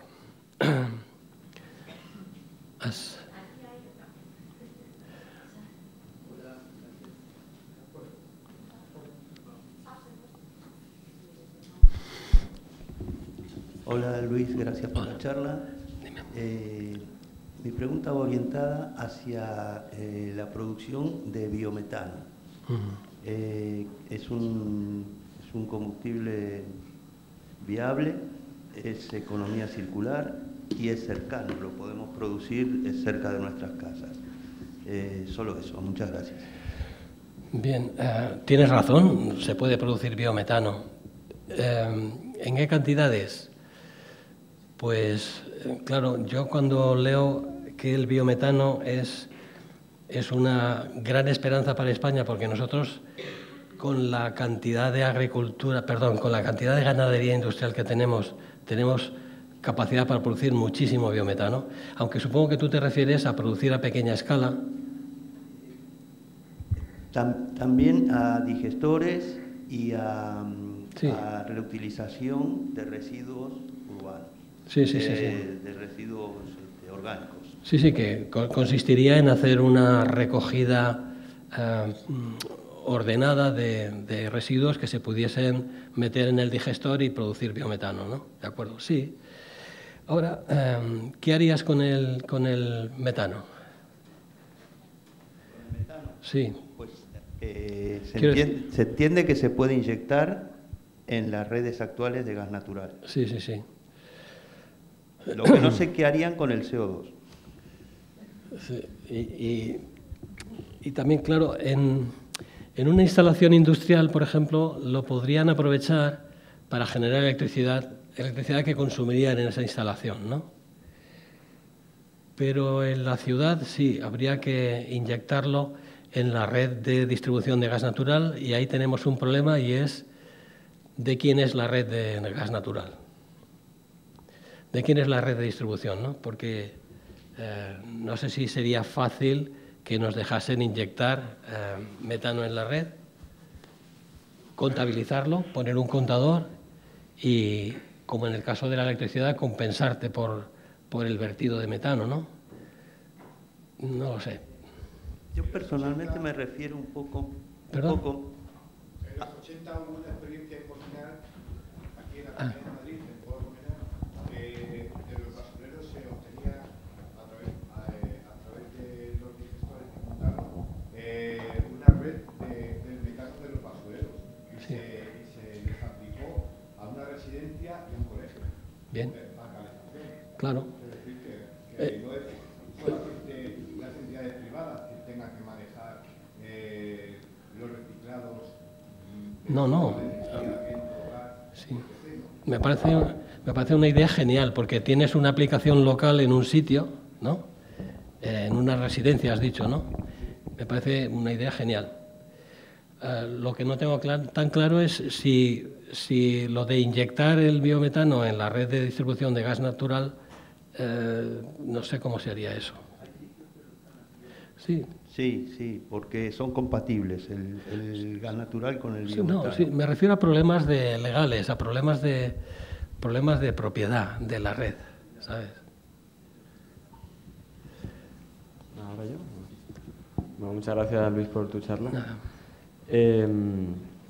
Bueno, me preguntaba más en torno a los plazos, ¿no? Bueno, a mí no me da la sensación, ¿no?, al salir a la calle, de que hay una escasez, o que va a haber una escasez inminente de energía, y es una cosa que me llama la atención, ¿no? A lo mejor llené el depósito de mi coche hace un mes y estaba 1,5, que era menos que hace 2 meses. Entonces, es como una duda ahí de esto cuándo va a ocurrir, o realmente esto de invierno, ¿no?, se prometía como muy duro para mucha gente. Y tampoco tenía la sensación de que fuese una situación crítica. Entonces, claro, este mensaje luego puede ser un poco complicado de transmitir si luego la realidad pues no lo ves. Y no sé si tienes una idea de plazos también en torno a una especie de colapso. No sé. Bueno, todo depende de dónde vivas, ¿no? O sea, vamos a ver. España es el país que tiene la mayor cantidad de regasificadoras de Europa. La regasificadora es esa planta que hemos visto donde viene el gas licuado, lo metes en unos depósitos y luego lo dejas escapar, se regasifica y lo inyectas. Entonces, el hecho de que tengamos esas instalaciones nos ha permitido comprar gas, porque somos un país en una situación un poquito privilegiada, ¿no? Y hemos comprado gas ruso como locos.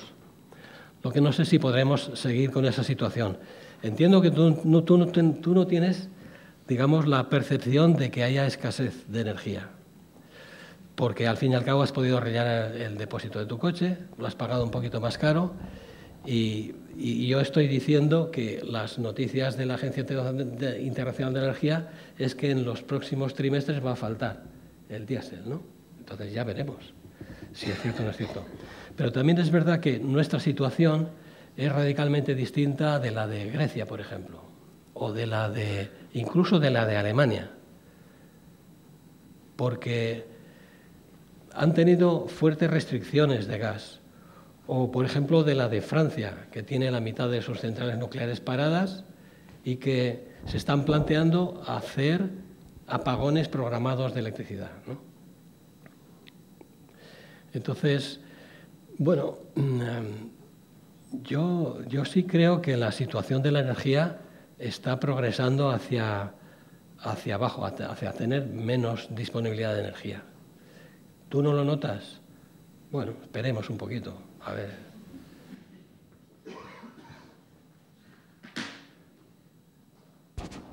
Por favor, no hagáis más de una pregunta para que puedan participar más gente. Hola, gracias. Bueno, yo he flipado un montón de números, en fin, y de datos y de... Tendría que estudiar. No era una pregunta, era una reflexión en relación a lo que decía el compañero.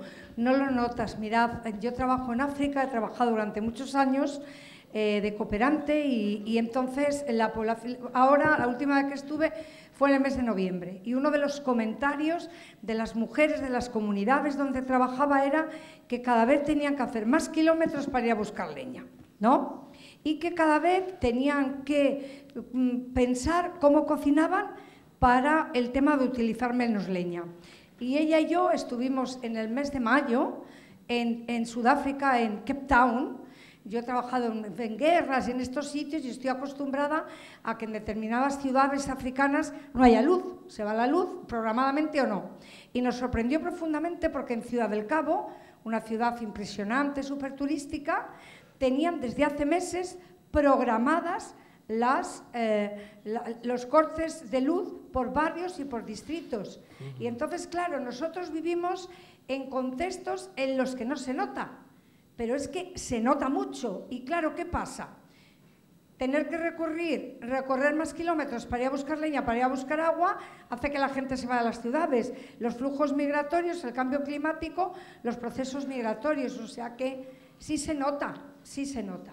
Yo por lo menos lo noto. Además hay una resolución artificial del problema, porque digamos que subvencionando unos céntimos el litro de combustible, que ahora nos lo han retirado del consumo general, pero lo van a mantener para los transportistas, ¿no? Rebajando el IVA, disminuyendo los impuestos, inyectando dinero. Te da la sensación de que no hay ningún problema, pero sí hay un problema, porque, primero, el Estado no puede seguir financiándonos la energía, no puede. Quiero decir que si pensaban que era una situación puntual debida a la guerra de Ucrania y resulta que la situación sigue, pues el Estado no va a poder seguir subvencionándonos. Y reducir los ingresos fiscales no me parece una buena solución, porque, claro, ¿de dónde sale el dinero para los servicios públicos? Sale de la recaudación fiscal. Si tú reduces la recaudación fiscal, pues pierdes capacidad para financiar los servicios públicos. Entonces, digamos que nos han tenido más o menos contentos y entretenidos, pero el problema no está resuelto, a mí me parece.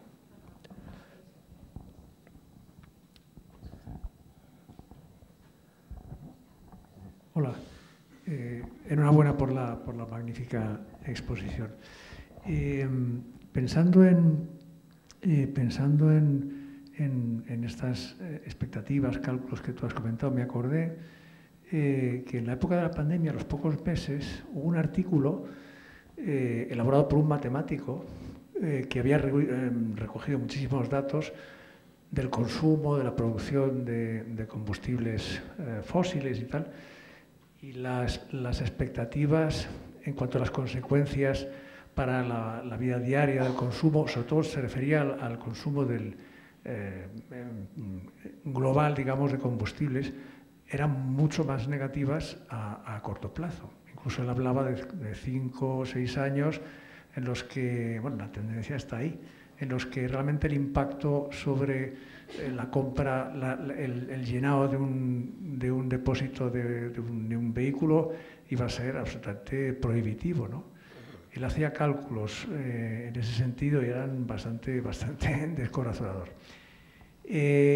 Has comentado algo importante y es el tema de la intervención del Estado, de la intervención del poder público. Eso pasaría necesariamente por, no a mucho tardar, tener que nacionalizar empresas de energía, crear una empresa pública de energía, o tener una mucho mayor participación del Estado en las empresas de energía, porque es la única forma de regular de alguna forma esta historia, y claro, la posibilidad de expropiar, que siempre está ahí. Sí, bueno, hay muchas opciones. Una cosa es nacionalizar, pero no es necesario nacionalizar. Yo creo haber leído que la intervención puede tener distintos grados, ¿no? Se puede, por ejemplo, tomar posesión de una parte importante de la propiedad de una empresa, siempre de empresas que son esenciales, estas empresas que son críticas para el sistema, ¿no? Y sí, yo creo que el Estado se tiene que plantear que, por ejemplo, en el sector de la electricidad hay tres empresas que son Endesa, Naturgy y Iberdrola, que hacen lo que quieren, o sea, son los dueños del cotarro, ¿vale? Y estaría bien tener una empresa con fuerte presencia pública que pudiese ofrecer un servicio y sujetar los precios, ¿no? Y eso, pues tenemos posibilidades de hacerlo porque una parte importante de las concesiones hidráulicas que en España se concedieron en los años 60, en los años 70, en los años 80, que son concesiones de explotación durante 60 años, pues muchas están empezando a caducar o están próximas a caducar. Y sería muy bueno que esas centrales hidroeléctricas no se les renovase la concesión hidráulica, sino que revertiesen a la propiedad pública, ¿no? A la Confederación Hidrográfica correspondiente.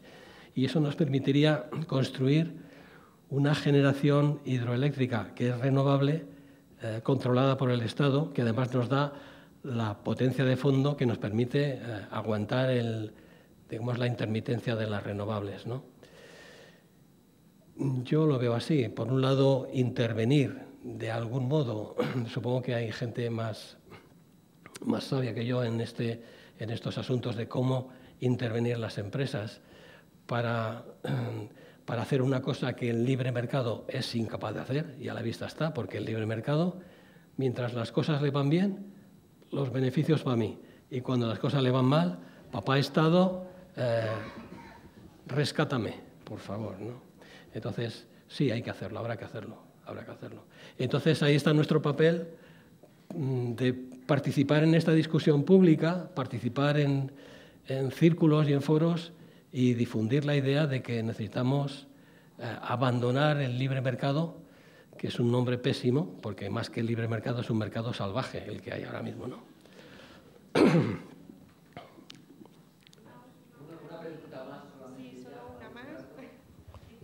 Gracias por el esfuerzo. A mí me ha parecido que falta un poquito el tema de la coordinación. O sea, si ya es difícil proponer todo esto, si ya estamos viendo cómo crecen los populismos, cómo hacer una coordinación que es muy necesaria para que haya una difusión real y para que la gente después pueda hacer una pedagogía y pueda volver a más gente, ¿no? Esa realimentación me parece que requiere una coordinación en todos los diferentes grupos que estáis trabajando con estas cosas y pues agradecería ver qué aportaciones tienes ahí. Pues, hombre, yo te puedo dar la razón, sería bueno coordinarse, pero no faltan voces, ¿eh? Digamos que sobre el tema de la energía, la crisis energética, sobre la cercanía del decrecimiento, la posibilidad de colapso, se escribe muchísimo, mucho más que... Yo me acuerdo que hace Hace 10 años, cuando yo entré en la plataforma del nuevo modelo energético, bueno, prácticamente nuestro problema principal era el oligopolio, las 5 empresas que controlaban el mercado, ¿no? Y era un tema pues, del que no se hablaba. Y hoy, mirad, yo tenía cierto temor de que este tema, que no es precisamente muy glamuroso, pues no concitara atención, ¿no? Pero yo creo que el tema de la crisis energética está ahí y entonces lo que hay que hacer, yo sugiero que participemos en las mesas ciudadanas sobre la transición energética, en los debates que se van a organizar ahora con ocasión de las elecciones locales, autonómicas, más tarde en las generales, que participemos, que hagamos preguntas, que incidamos en el tema y que a la hora de votar, que elijamos a quién votamos, ¿eh? Porque, vamos, ya sabemos de qué pie cojean algunos. O sea, os recuerdo el impuesto al sol en el gobierno de M. Rajoy, no sé, ¿sabéis quién es el tal? No sabéis. Y seguramente ya es difícil constituir una comunidad energética, ¿eh? Pero me da que pensar que si gana la derecha tendríamos que abandonar otra vez la idea de las comunidades energéticas. No, hay que participar, hay que estar ahí y dar la guerra. Y coordinarnos, pues sí, leer, escribir, comentar, participar en el diálogo, estar ahí. Tenemos que estar ahí, ¿vale?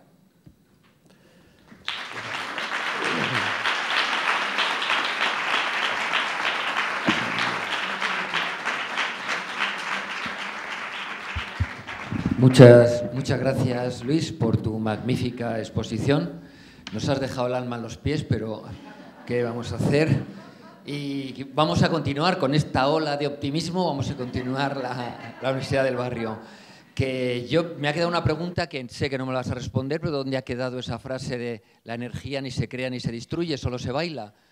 En fin, bueno, el día 6 de enero, el lunes 6 de enero, vamos a seguir, pase lo que pase, 6 de febrero, perdón, y lo ha comentado Luis un poco qué pasa con la fiscalidad, ¿no? Por la justicia social se va a titular la siguiente exposición. Lo va a hacer un crack, que es Juan Jimeno, catedrático emérito de Economía y Hacienda, ex rector de la UNED, miembro de la plataforma Justicia Social, Economía sin Fronteras, Economías frente a la crisis, y nos va a hablar un poco de, pues bueno, de los temas que ahora necesitamos saber y qué va a pasar con las elecciones. Bueno, sin justicia fiscal no hay justicia social, es evidente.